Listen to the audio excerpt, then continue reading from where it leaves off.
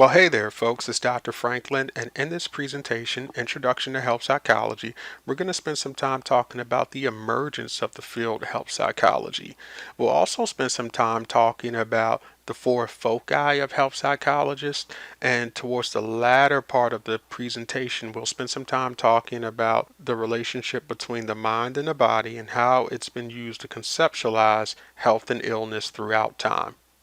Every day we hear health claims made by subject matter experts, researchers, talk show hosts, social media influencers, and the lay public.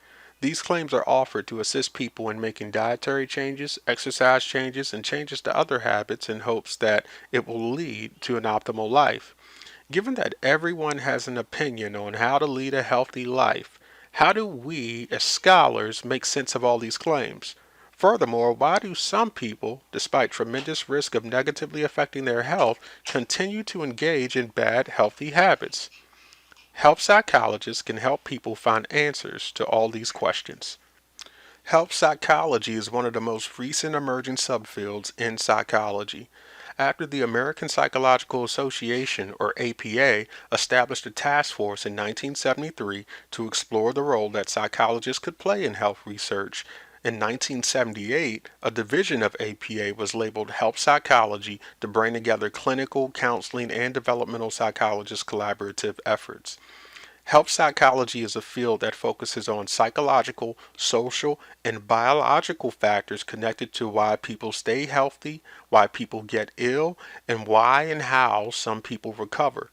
It's important for us to define health right at the onset of this discussion since, as I mentioned earlier, many people have different definitions of health. The World Health Organization, or WHO, back in 1948 decided that health is a complete state of physical, social, and emotional optimal functioning, and it's not simply the absence of disease. The latter part is really important. The absence of disease doesn't make one healthy no more than the absence of conflict in a relationship makes it satisfying or healthy. Nowadays, individuals use the term wellness to refer to balance between physical, social, and emotional states that cause us to have a high quality of life.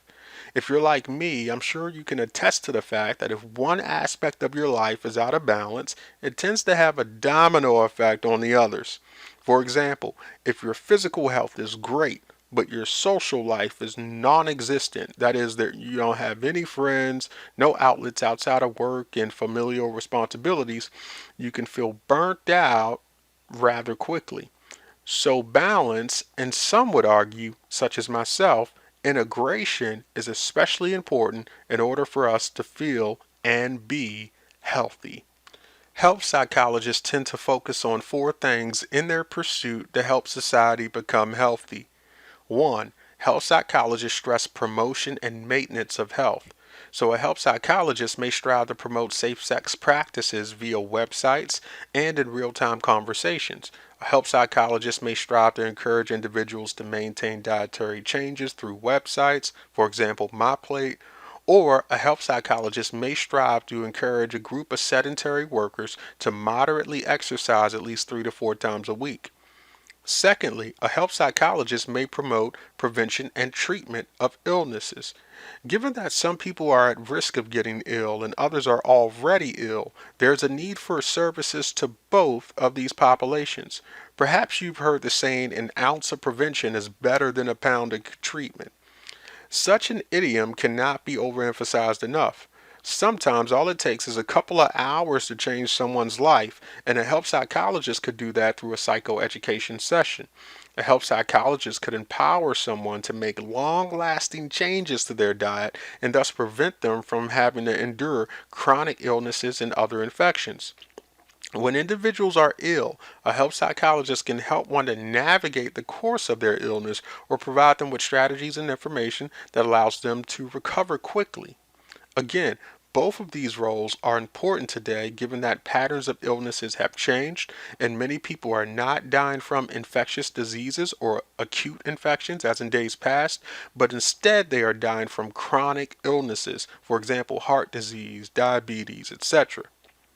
So, moving on, a third focus of health psychologists is to explore the etiology of correlates related to health, illness, and dysfunction. Etiology simply means the origins of something. So, for example, if a health psychologist was working with a patient who continues to smoke despite the high risk of lung cancer, a health psychologist could explore things that are related to or connected with that decision to endanger themselves.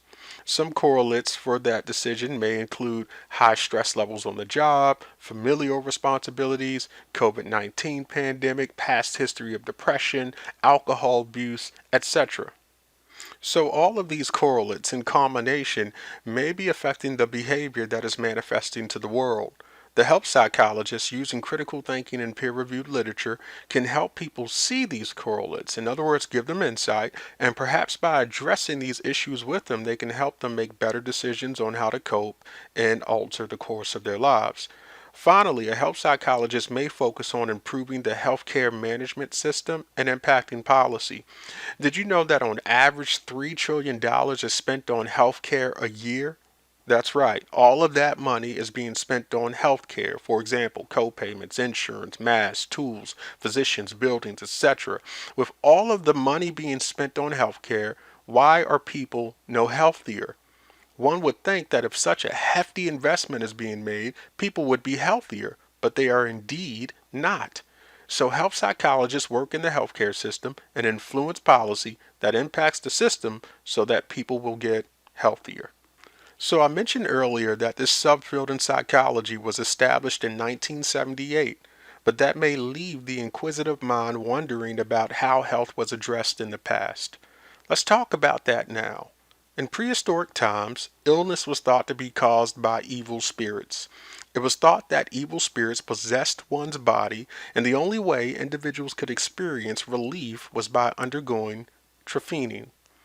So, trephination devices were used to burrow a hole into one's skull in order to release evil spirits that were causing illness. Archaeologists have found skulls with holes burrowed in them as evidence of this practice. Imagine being a farmer or some professional in agriculture creating furrows for seeds and running across skulls with holes in them. Creepy. That train of thought eventually gave way to this idea that illness was tied to not evil spirits but imbalances of humors in the body. Hippocrates and the Greeks believed that an imbalance of humors, and a humor is a substance of the body, are things that ultimately lead to illnesses. He associated black bile with depression, phlegm with a laid back approach to life, blood with passion, and yellow bile with anger. So, in that way, he strove to connect body substances with personality traits, and he believed that with the right diet and exercise and sleep, one could overcome these illnesses.